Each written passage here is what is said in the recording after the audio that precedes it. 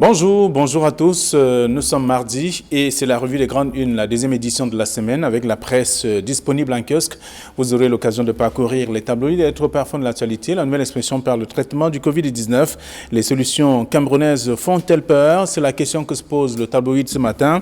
Le journal fait savoir que depuis le début de cette pandémie, de nombreux chercheurs camerounais se sont manifestés pour proposer les traitements qu'ils ont déjà expérimentés avec succès sur des malades du coronavirus. Mais contrairement à d'autres pays africains, le Cameroun affiche donc une incompréhensible froideur face donc à ce que ses fils proposent et qui font pourtant des merveilles. C'est ce qu'on découvre en page 7 du journal ce matin.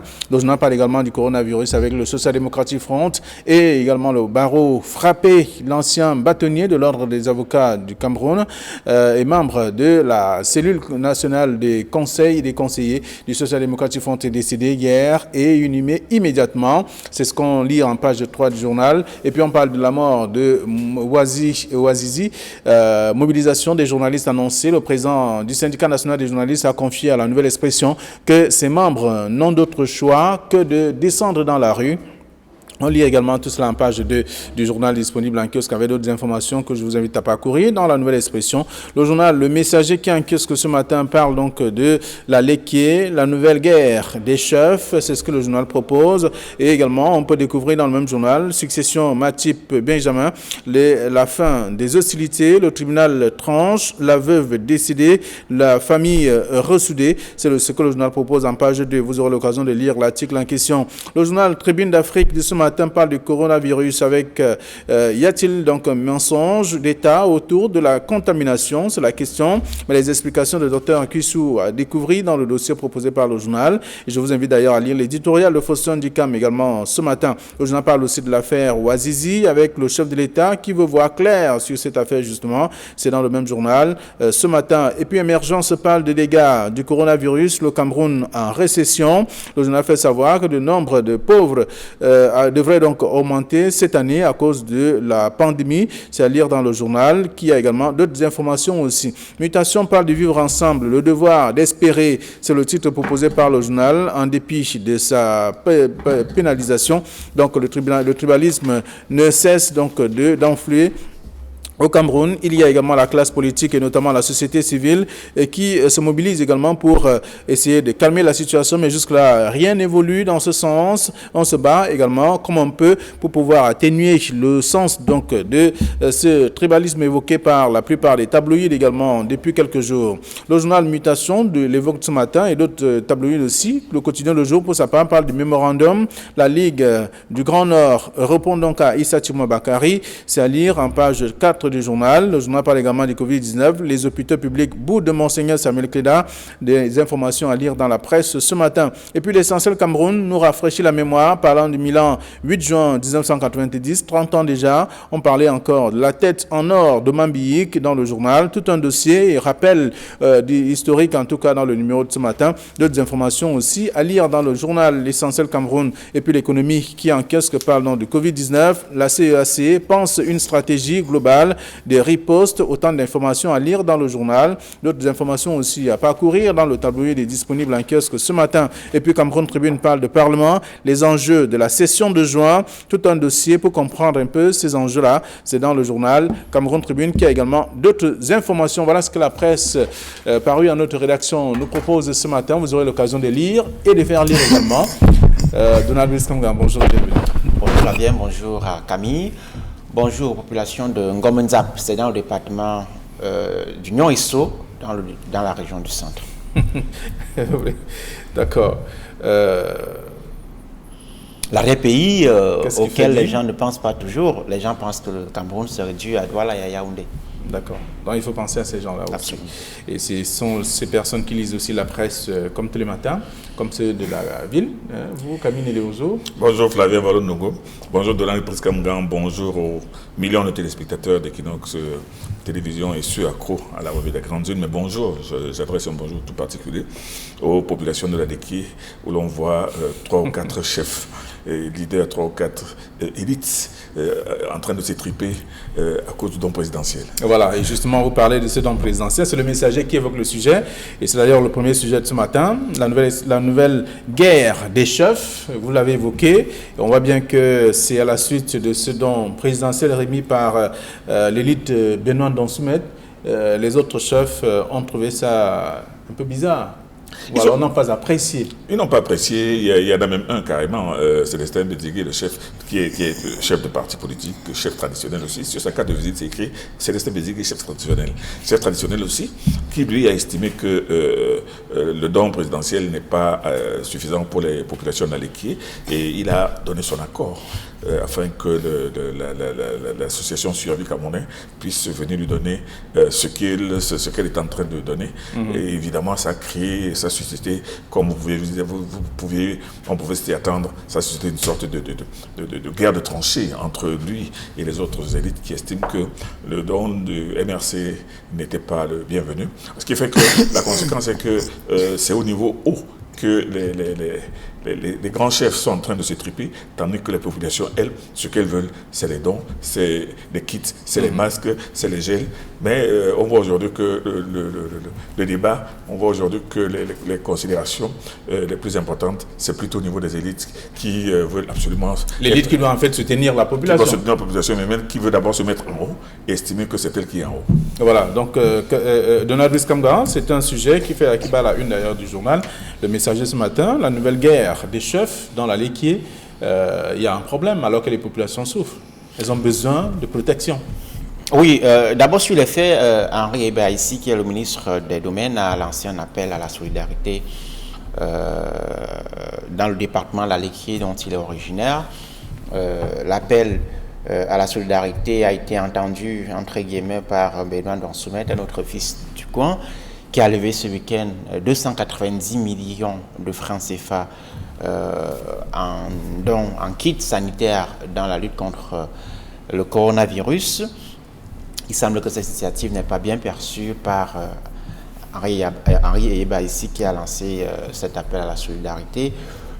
La Léquier a cette particularité que vous avez des officiels, des fils de cette localité qui se battent notamment pour contrôler le pouvoir et l'électorat dans cette partie du pays, mais également c'est un ensemble au regard des moyens opérationnels qui sont le plus souvent mis en œuvre. On voit très bien qu'il y a de la courtisanerie dans cette localité, les gens se battant pour être le plus beau et le mieux vu possible auprès du prince. C'est évidemment cette bataille qui se met en œuvre là, et le plus souvent les intérêts de la population ne sont pas toujours pris en compte. Vous convoquez tout à l'heure le fait que des dons d'une association créée récemment pour apporter du soutien, de l'accompagnement aux populations, a été rejeté par les officiels et notamment par les élites, appuyé par les élites de ce département situé dans la région du Centre, qui n'est pas mieux loti que d'autres localités du pays. Évidemment que cela signifie que pour ces élites qui ont souvent officiellement dit qu'elles se battent pour les populations, les priorités sont ailleurs. Voilà, donc c'est en tout cas la guéguerre que l'on observe dans le journal. Le journal a bien fait et aller même plus loin, aller enquêter et voir et révéler au grand jour quelle est l'ambiance qui règne désormais entre cette nouvelle guerre des chefs, voilà, dans la Léquier. On peut le lire dans le journal Le Messager de ce matin. La nouvelle expression par le traitement du Covid-19, les solutions camerounaises font-elles peur? C'est la question que se pose le journal. Il y a bien ces Camerounais-là qui trouvent des solutions pour contrecarrer les actions du coronavirus sur le terrain. Oui, sur une page ce matin, la nouvelle expression rend compte des solutions de la pharmacopée traditionnelle qui sont mises en œuvre, qui sont proposées à travers le pays, en dehors de l'élixir Covid qui a mis sur pied Monseigneur Samuel Cléda. J'ai par exemple vu qu'il y a le Covitas d'un certain docteur Maurice Tazon, il y a le Covid Cure d'un certain docteur Mohamedoul Aminou et d'autres produits comme ça qui sont proposés par la pharmacopée traditionnelle. Il semble que le produit le plus en vue, c'est le produit du docteur Samuel Keda qui a, d'après les dires de ce prélat, déjà soulagé 3000 personnes. Il a fait ce point en fin de semaine dernière. Il me semble qu'il y a un mois, le ministère de la Santé publique a envoyé une mission auprès du prélat pour faire des prélèvements et établir les bases d'une coopération avec lui. Les prélèvements ont été faits sur ce produit et étaient censés être analysés en laboratoire pour savoir les tenants et les aboutissants de cette solution qui est proposée. Nous sommes à un mois après ces prélèvements. On l'a interrogé sur où est-ce qu'on en est avec les examens du ministère de la Santé publique. Il a dit que lui aussi, il continue d'attendre. Ça ne se fait pas en un jour quand même. Il faut comprendre que c'est la science. Ça ne fait pas un jour. Je parle bien d'un mois, Flavien Valondongo. Nous sommes en situation d'urgence et il faut traiter la crise avec urgence. Il faut plus de sérénité dans les actions. Et ça fait un mois. Ça ne fait pas une semaine ou un jour. Donc, c'est tout cela que la nouvelle exposition indique ce matin, à savoir qu'il y a comme un regard plutôt un peu condescendant sur les solutions nationales qui sont proposées face au virus. Alors, le journal va plus loin et propose d'ailleurs ce que l'Afrique aujourd'hui n'arrive pas, l'Afrique n'arrive pas à encourager, à soutenir ses propres enfants, ses propres fils face aux solutions trouvées par ces derniers contre le coronavirus. Moi, je ne parlerai pas de solution, Flavien Valondongo, je parlerai de proposition. Parce que la solution, c'est quand le problème a été résolu. Mais les guéris sont là. Non, attendez, quand les gens sont guéris, c'est pour cela que moi je dis que les propositions qui sont faites jusqu'à présent, et parmi celles-là, celle du docteur Cléda, celle de Madagascar, ont remis... Samuel Cléda. Oui, le monseigneur Samuel Cléda. Et ont remis sur pied les gens qui étaient déjà atteints. Bon, maintenant, le problème, c'est de savoir jusqu'à quel niveau, jusqu'à quel stade ces propositions peuvent être acceptables. Parce que vous savez très bien que le virus entre d'abord, se tient dans la gorge, il descend dans les poumons, s'installe dans les poumons, et c'est à ce niveau que le malade se retrouve en situation de détresse respiratoire. Et ça, cette situation de détresse respiratoire, il y en a très peu qui s'en sont sortis. Est-ce que les propositions africaines peuvent arriver jusqu'au niveau de la détresse respiratoire? On se pose la question. Mais toujours est-il que Monseigneur Cléda a donné comme première condition à ceux qui veulent avoir recours à ces solutions, d'abord d'être dépistés positifs et ensuite de s'occuper de. Jusqu'à présent, on ne nous a pas dit que quelqu'un qui a pris la solution de Monseigneur Cléda est morte. Et je peux même vous donner une anecdote qui est très poignante dans ma famille. Une de mes cousines qui vient de décéder a été internée dans une clinique UP de cette ville de Douala, et pendant qu'elle y était, elle était encore en pleine phase de paludisme et le virus était à peu près au niveau de la gorge. Elle a obtenu la potion de Monseigneur Cléda, et est arrivé quand le soignant a vu, il a arraché, il dit: Madame, je ne veux pas de ça ici. Conséquence, elle est sortie de là, mais son état est en train d'évoluer. Elle s'est retrouvée en situation de détresse respiratoire et elle est morte quelques jours plus tard. Il s'agit de Madame Veuve Ebolo, une de mes fonds de patience, qui est morte dans une situation incroyable. Donc ça veut dire que si les médecins eux-mêmes traitants n'ont pas confiance en ces propositions, bon, on peut se poser la question. Mais vous avez dit quelque chose d'important, Donald Brice Kamgan, en disant que oui, il faut peut-être du temps pour expérimenter, voir si ces propositions ne peuvent pas susciter ou provoquer des effets secondaires. Il faut peut-être, oui, de l'observation, mais en attendant, c'est des personnes qui ne sont pas encore en situation de détresse respiratoire. Beaucoup constatent que ces personnes-là s'en sortent avec la solution de Monseigneur Cléda. Alors, le journal Le Jour dit, après ce que vous avez dit tout à l'heure, dit que les hôpitaux publics boudent Monseigneur Samuel Cléda. Oui, j'en venais justement lors de la conférence de presse qu'il a donnée vendredi et que nous avons suivi. Monseigneur Samuel Cléda a indiqué que dans les hôpitaux publics, lorsque ces produits arrivent, les médecins sont plutôt réticents, émettent beaucoup de réserves sur son efficacité, et les hôpitaux publics ne souhaitent pas mettre ça en œuvre, alors que dans le privé, on est plutôt enthousiaste. Beaucoup d'entreprises ont sollicité cette solution du prélat de Douala. C'est pourquoi il y a nécessité évidemment d'accélérer les études qui sont en train d'être faites. J'ai indiqué tout à l'heure qu'il y a un mois que les prélèvements ont été faits.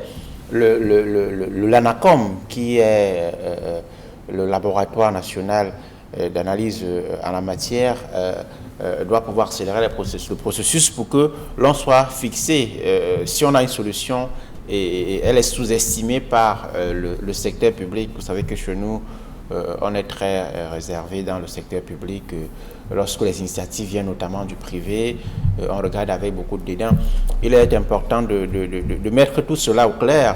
Je pense que l'enjeu, c'est aussi la décolonisation de la recherche, comme disait Henri Horbelen, pour que l'on ne puisse pas toujours importer les solutions qui viennent de l'Occident, alors que chez nous, on a des herbes de toutes sortes, alors que la nature nous a, comme on dirait, la nature nous a gâtés. C'est nous qui ne savons peut-être pas comment l'exploiter. D'accord. Alors, tout cela, c'est dans l'article proposé par la Nouvelle Expression de ce matin. Et puisqu'on parle du Covid également, il y a cette controverse également autour de l'inhumation. Le journal a proposé tout un article avec la réaction de toute façon. Rodolphe Fonqua, qui est un médecin, fait savoir qu'il n'y a pas de problème, en tout cas pour la personne décédée dessus du Covid, de faire une contamination ou de faciliter la contamination, en tout cas auprès de ceux qui l'encadrent pour ces derniers moments sur Terre. Et également, le journal Tribune d'Afrique ce matin pose une question: y a-t-il un mensonge d'État autour de la contamination?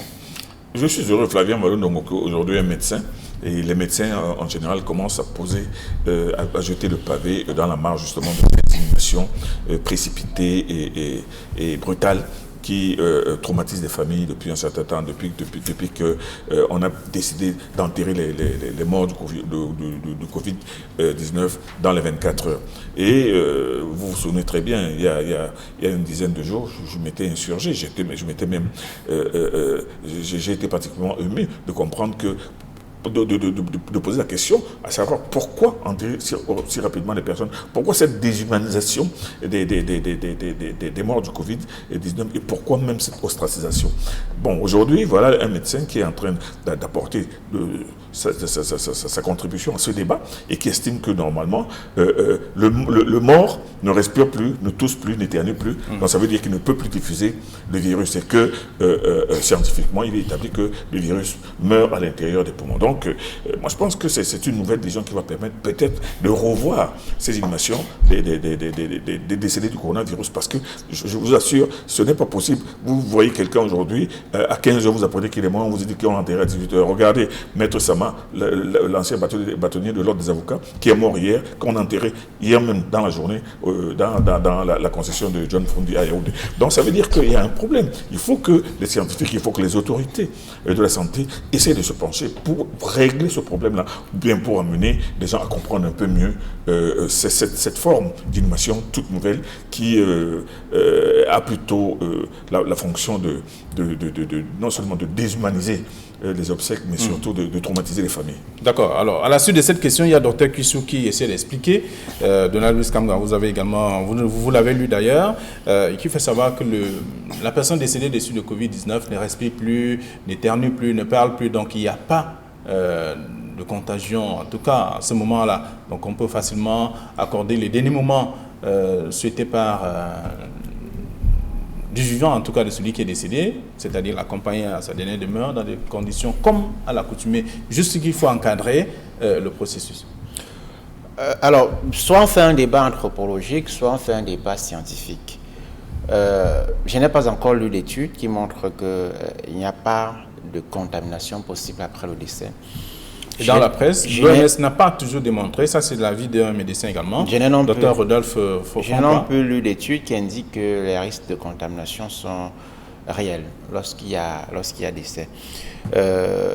Pour l'instant, et dans ce contexte-là, il faut être prudent. Le débat qui est fait ce matin dans la presse me semble davantage anthropologique que scientifique. On part sur le principe que lorsqu'on a perdu un être proche, on aimerait quand même l'accompagner dans des conditions dignes. Dans l'actualité, il y a une autorité administrative, je parle du gouverneur de la région du Centre, qui interdit les rites funéraires. Et même le veiller. Dans son unité administrative, ça fait débat. Certes, les morts de Covid ne respirent plus, mais je dis toujours que lorsqu'on a mis un mort, un décédé de Covid-19 à la disposition d'une famille, s'il n'y a pas de contrôle, s'il n'y a pas, on ne fait pas attention, s'il n'y a pas de vigilance, on n'est pas certain des manipulations qui peuvent être faites. Vous savez que parfois dans les villages, il y a des autopsies traditionnelles qui sont faites. Et ça, ce sont des situations qui peuvent entraîner les contaminations. Donc je pense que c'est davantage par prudence que les mesures sont en train d'être faites. Mais je dis toujours qu'il faut de la pédagogie, il faut de la sensibilisation, il faut un suivi psychosocial des familles qui sont frappées par la maladie. Il y a déjà la douleur de perdre un être cher, mais lorsque les conditions d'inhumation sont controversées, alors là, la douleur est encore plus grande. D'accord. Alors, c'est ce qu'on peut lire dans la presse ce matin, la Nouvelle Expression et le journal Tribune d'Afrique qui sont revenus sur cette question parce que c'est un sujet qui fait jaser depuis quelque temps. On voit bien que dès que la personne décède, elle est enterrée et maintenant, ce sont des médecins eux-mêmes qui essaient d'expliquer. Et il y a le professeur Samuel Tankoumo qui invite d'autres spécialistes de la santé à revoir un peu cette mesure qui lui dit aujourd'hui qu'il faut enterrer immédiatement la personne décédée dessus du Covid. Donc, il faut revoir ça également. C'est à lire dans le journal. La Nouvelle Expression et bien entendu le journal Tribune d'Afrique. Le Messager de ce matin parle de la fin des hostilités avec la succession de Matip Benjamin. Donc le tribunal a tranché, notamment la veuve décédée, la famille ressoudée. Oui, on a vu ça, on a vu la presse très très émue depuis 3 ans, qui suit avec beaucoup d'attention les multiples procédures de l'association Benjamin Matip, ce haut magistrat qui est mort en 2017 et dont la famille s'est tripe. On a vu d'une côté la veuve qui avait fait un jugement d'hérité en l'absence des enfants, et de l'autre côté les enfants qui étaient en train de s'approcher sur le testament laissé par leur père. Entre-temps, les biens de leur père avaient été vendus, les terrains avaient été vendus, ce qui fait que les tribunaux étaient inondés. D'ailleurs, la Nouvelle Expression, le Messager et beaucoup d'autres journaux ont parlé de cette histoire depuis 2017. Alors là, qu'est-ce qui se passe là aujourd'hui? On voit à travers même un communiqué qui a été publié par la Nouvelle Expression et par le Messager que cette famille a décidé de ne plus accepter personne et de mettre fin aux hostilités. D'ailleurs, entre-temps, la veuve, leur mère, est décédée. Le tribunal de premier degré de Kribi a annulé le fameux jugement d'hérédité qui avait installé la zizanie à l'intérieur de la famille. Et moi, je pense que c'est là le point final de cette affaire qui a vraiment calciné les journaux depuis 3 ans. Et voilà, c'est un sujet qui fait le tour, en tout cas ce matin. La Nouvelle Expression, le Messager également, qui sont revenus sur cette question. Il y a, en même temps, vous prononcez là-dessus ou alors vous parlez la Tanganakuna qui restitue le corps du délit? Oui, l'ancien ministre de l'eau et de l'énergie qui est, comme vous le savez, en détention à la prison centrale de Yaoundé a procédé à un remboursement, je crois, de l'ordre d'1 milliard de francs CFA sur les frais dont il est accusé de détournement. Mais on sait très bien qu'il y a plusieurs affaires qui lui pèsent sur le dos. Après ce remboursement, il n'est pas certain qu'il sera remis en liberté. Espérons que la justice soit impartiale, comme elle est censée l'être, et que s'il est coupable, qu'il puisse bénéficier, qu'il puisse être condamné dans les conditions qui sont prévues par la loi. Alors, on parle de... Vous voulez dire un mot? Oui, je voulais dire, c'est Flavie, je voulais prendre Donald Brissomo en espérant que la justice qui pourrait être partielle, parce que vous savez, même en matière de restitution du corps du délit, on a vu des cas qui se suivent et qui ne se ressemblent pas. On a vu Mme Amanadama qui avait restitué le corps du délit, qui était en prison, qui est sorti le même jour. Mais on a vu par contre aussi Charles Metouk, qui avait restitué le corps de délit avant même qu'il ne soit condamné, 180 millions de francs, objet du détournement présumé, qui a restitué, les 180 millions de francs ont été restitués, mais Metouk a été condamné à 15 ans d'emprisonnement. Alors aujourd'hui, avec Atanganakuna, la Nouvelle Expression fait bien de dire qu'il restitue le corps du délit, c'est-à-dire qu'1 milliard est poussière seulement. Et il a ajouté que ce n'est que le corps d'un des délits, parce qu'il y a plusieurs autres délits. Donc maintenant, qu'est-ce qui va se passer? Est-ce qu'on va le relaxer dans le dossier pour lequel il a remboursé le corps du délit? En attendant les autres corps des autres délits, comment ça va se passer? On attend de voir. On attend de voir la Nouvelle Expression. En tout cas, les lecteurs vont lire ce que le journal propose pendant le tribunal criminel spécial, en page 11 de ce numéro, en kiosque également ce matin. Alors, l'essentiel Cameroun nous rafraîchit la mémoire, en parlant notamment, en nous rappelant la date du 6 juin 1990. Ça fait 30 ans, carrément, cette année, avec le coup de tête en or de de ce Lions indomptable qui est encore en vie et qui aujourd'hui est devenu un très grand encadreur des autres jeunes joueurs. Il s'agit là de Mambik. Oui, je suppose que vous avez voulu parler du 8 juin. 8 juin, il me semble, 8 juin 90, avec cette entrée tonitruante de l'équipe nationale à la phase finale de la Coupe du Monde. C'était quand même quelque chose d'extrêmement exaltant à la fois pour cette équipe, mais également pour la nation entière, qui avait ainsi, pour la toute première fois, vu une équipe nationale conquérante aller jusqu'en quart de finale, au pôle des quarts de finale. Aujourd'hui, les héros de cette époque-là, pour certains, pour un bon nombre en tout cas, sont encore en vie. Au Mambik, auquel vous faites allusion. Je pense que cet anniversaire nous rappelle également que intervient dans un contexte où notre football n'est plus au stade où on l'aurait souhaité, à la cage où on l'aurait souhaité, à savoir avec ces infrastructures que l'on ne voit toujours pas de façon satisfaisante, mais également avec notre équipe nationale. Qu'est-ce qu'elle est devenue, cette équipe nationale? Pourquoi est-ce qu'elle n'arrive plus à nous faire vibrer autant que par cette époque-là? Mais également le Cameroun, qui est censé, sur le principe, être une grande nation de football. Pourquoi est-ce qu'elle n'arrive pas à organiser une phase finale de Coupe d'Afrique des Nations? Pourquoi elle a autant de difficultés à réunir l'Afrique du football? Vous vous souvenez de 2019 avec cette compétition qui a finalement glissé et allé où je ne sais. Donc, autant de questions que cet anniversaire heureux nous permet de nous poser ce matin. Alors, le 8 juin, je le disais, en tout cas, c'est vrai, ça reste quand même une date inoubliable. Et surtout que le journal a choisi une belle image de Mambik en suspension, en train d'aller chercher le ballon pour le filer dans les buts. Dans les buts. Non, c'est pas Mambik qui filait le ballon. Mambik il a fait ce jour un saut inhumain. Ouais. Quand on regarde cette photo, on voit que Mambik est au moins à 2,5 mètres. C'est-à-dire que, vous savez, il a fait cette prouesse sportive sans recul. Essayez de revoir la photo qui est prise en contre-plongée. Mambik est au-dessus, c'est-à-dire qu'il fait 2 fois la taille des autres joueurs. Moi, je ne sais pas, je ne peux pas expliquer comment c'est possible parce que je pense qu'il n'a jamais refait un bond de cette hauteur-là. Mais toujours dire que cette image est restée une image légendaire.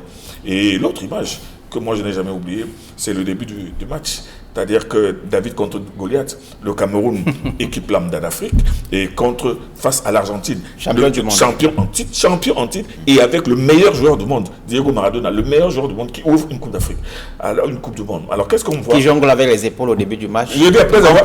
Après avoir tapé l'épaule de Tato, on l'a vu traverser le terrain en jonglant avec le ballon sous les cris et les yeux du stade. Mais qu'est-ce qui s'est passé? Pendant tout ce match, il est resté complètement inexistant. On a trouvé la petite équipe du Cameroun qui a complètement pressé l'équipe de l'Argentine. Et le troisième cliché, celui-là, c'est le président Paul Biya qui, pour la première fois de sa vie, certainement, se trouvait dans un stade de football ailleurs qu'au Cameroun, où il est au milieu de la finale de la Coupe. Ce jour-là, il était en Argentine, il était au milieu de beaucoup de chefs d'État. Et ça a été, moi, je pense que l'une de ses plus grandes consécrations sur le plan international. Il était là, il était félicité. Cette image-là, je ne l'ai jamais oubliée. Je pense que ça a été son plus grand jour de gloire.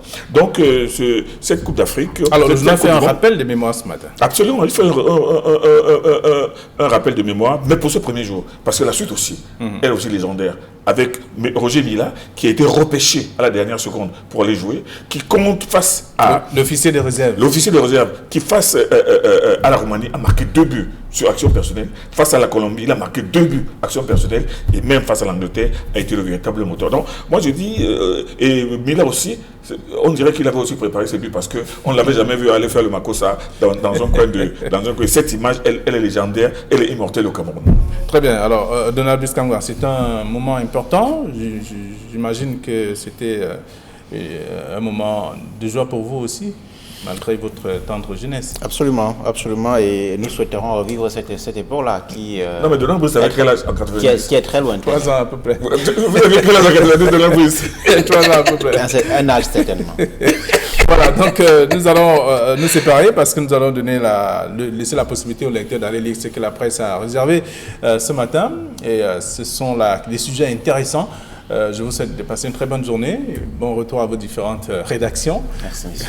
Voilà. Alors, à demain, 9h20. Bonne journée à tous.